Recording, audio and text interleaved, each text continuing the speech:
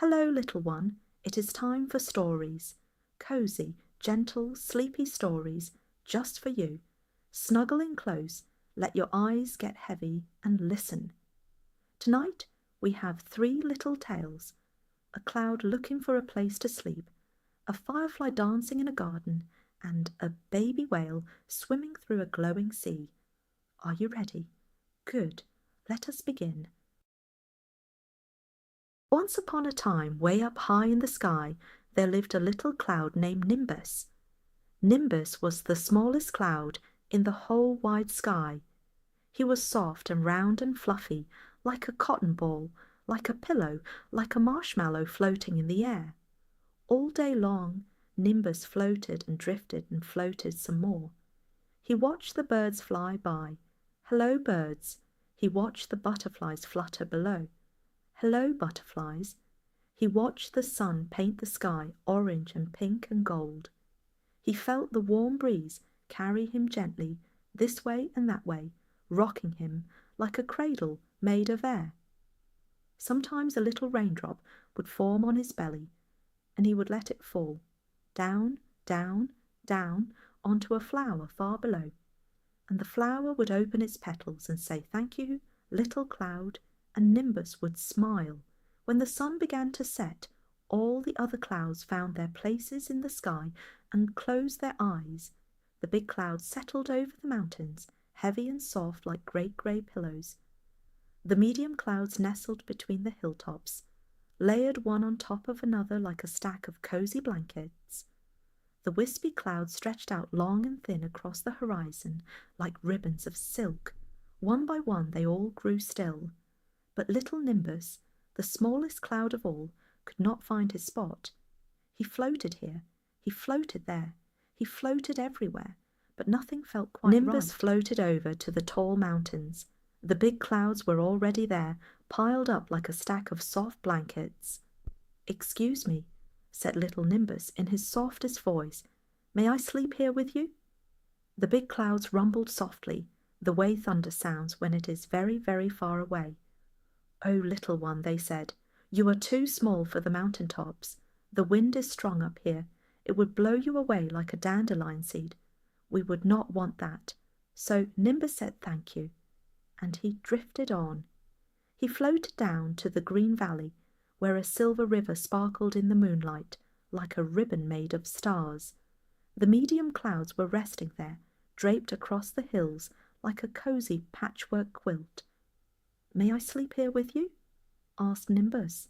The medium clouds whispered gently, their voices like the sound of rain on a window. "Sweet little cloud," they said, "you're too light for the valley.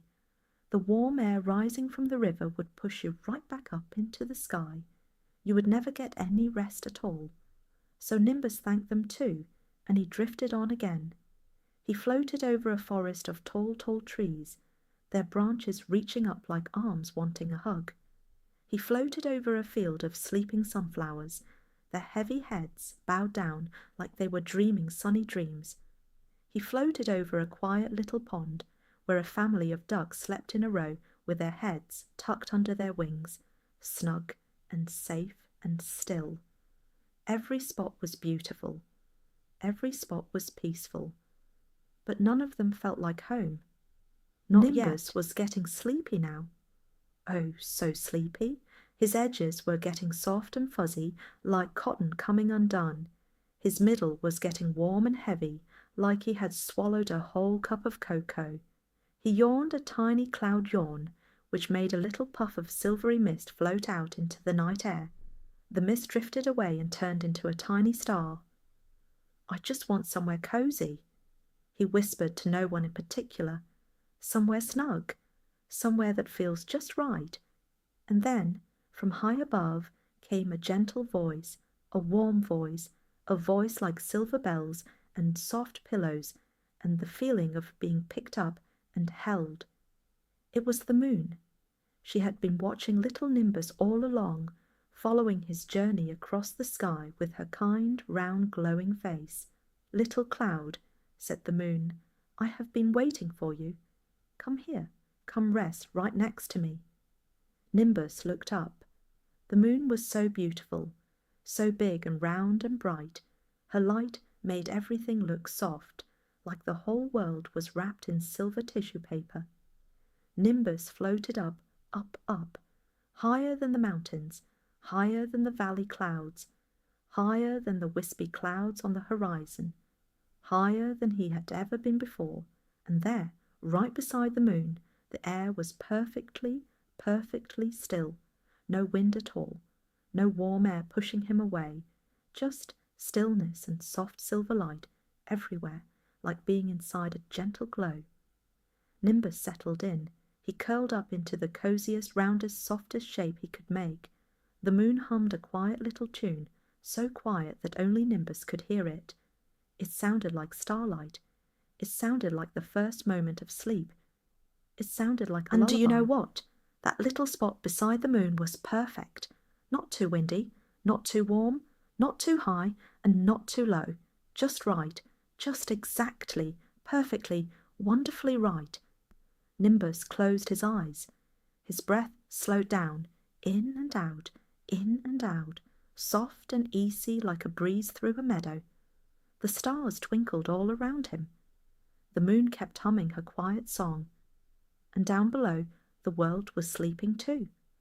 The birds in their nests, the butterflies in their cocoons, the sunflowers in their field, the ducks on their pond. Everyone was sleeping, everything was peaceful.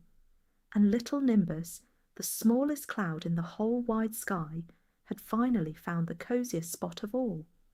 Right there, right beside the moon, fast asleep, dreaming fluffy cloud dreams. Good night, little Nimbus. Good night. In a garden at the edge of a meadow, where the grass grew soft and the flowers grew tall, there lived a tiny firefly named Luna. Luna was very, very small. She was no bigger than a dewdrop, but she had a special gift.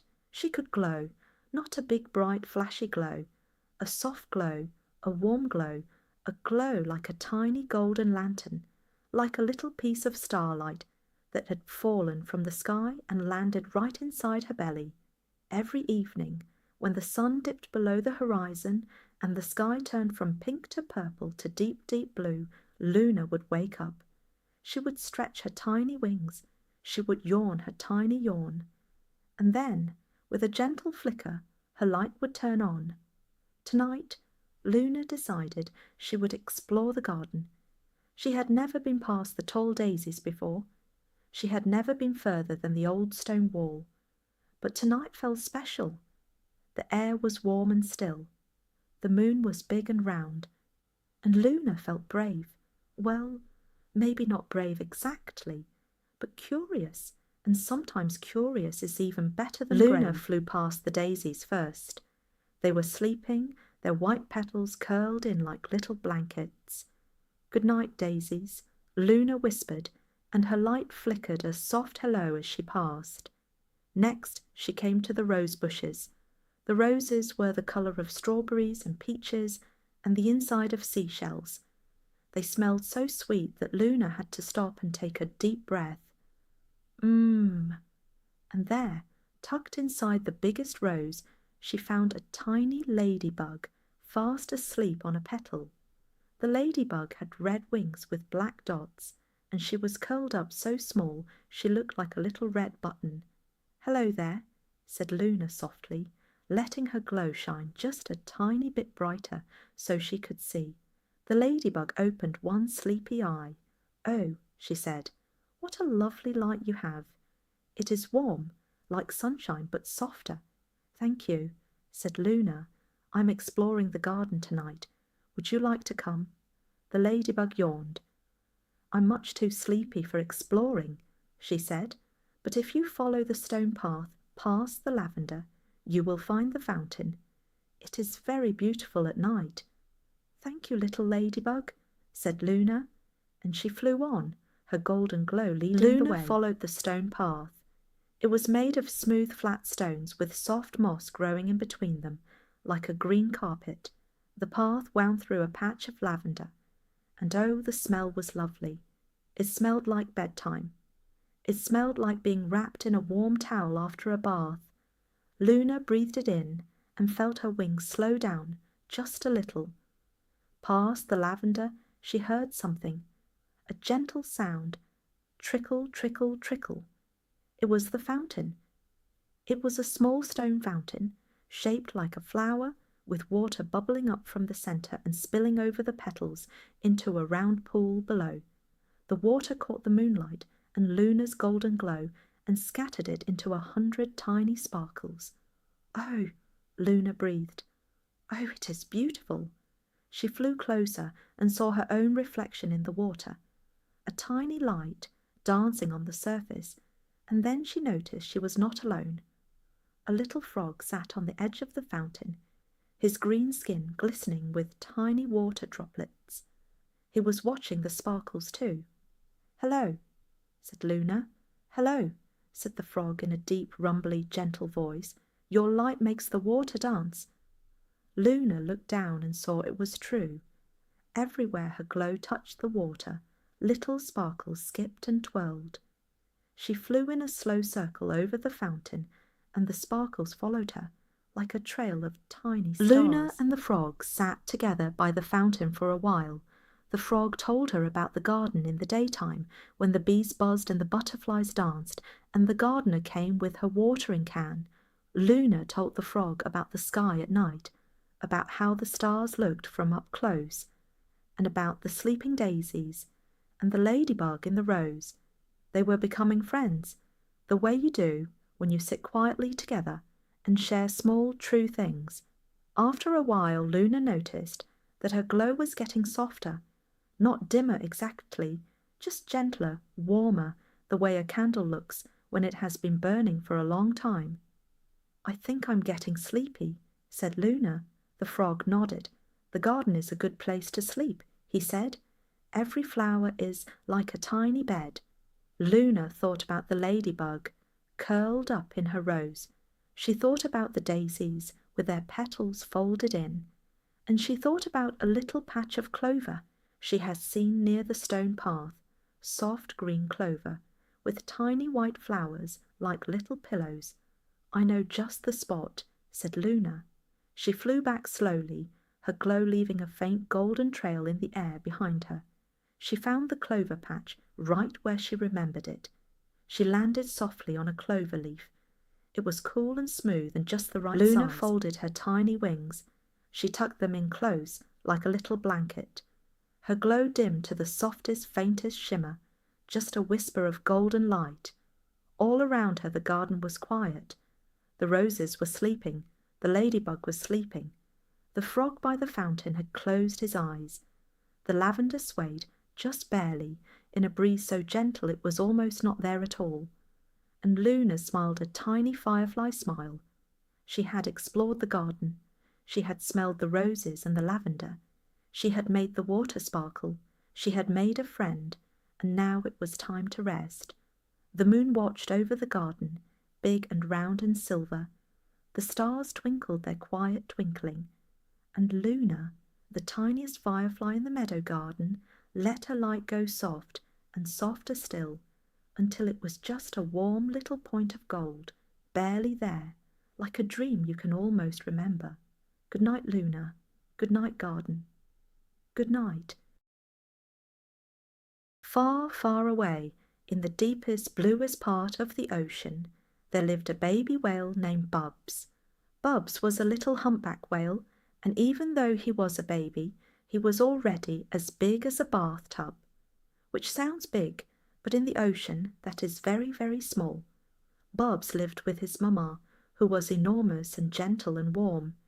She was as long as a school bus, maybe longer, and her skin was dark and smooth and covered in tiny barnacles that looked like freckles.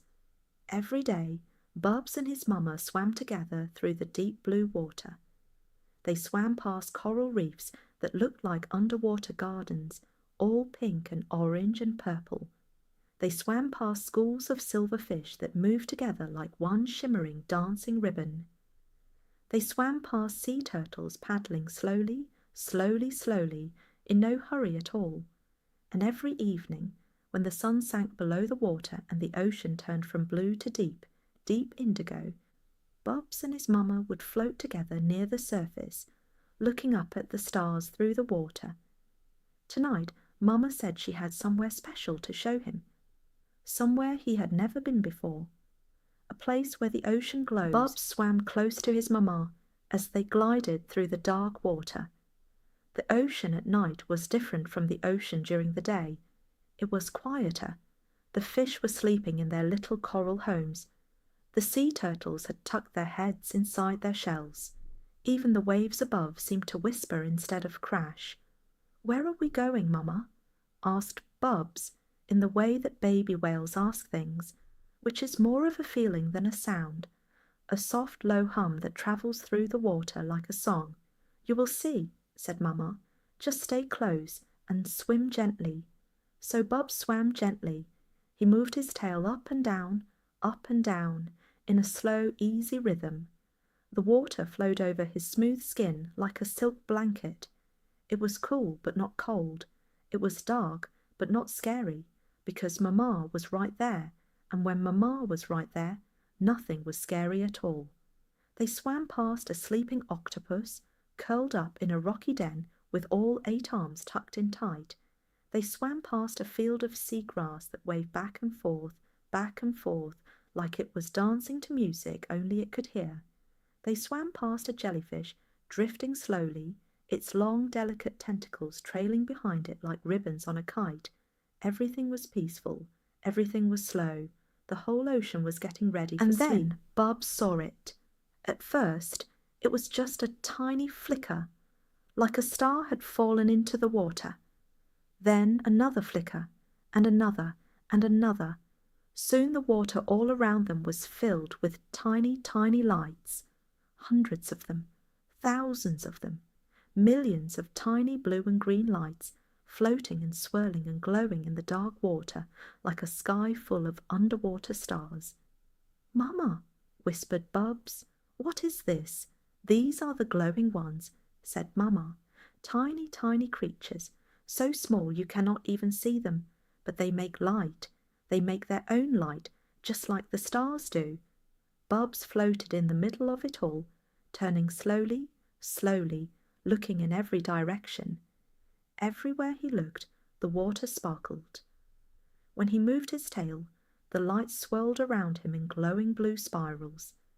When he blew a tiny bubble from his blowhole, the bubble floated up through the lights like a little glass ball filled with stars. It was the most beautiful thing Bobs had ever seen. It looked like the whole ocean was dreaming, and these tiny lights were its dreams, floating up from somewhere deep, deep down. Bobs and his mamma swam through the glowing water together, side by side. They did not swim fast. There was no reason to swim fast. They just drifted, slowly, gently, through the light. After a while, Bobs felt his eyes getting heavy. The glow of the tiny lights was so soft and so warm and so steady that it was like being rocked to sleep. Up and down went the gentle waves, back and forth went the current, like the ocean itself was breathing. In and out, in and out. "Mamma," said Bobs, "I'm getting sleepy."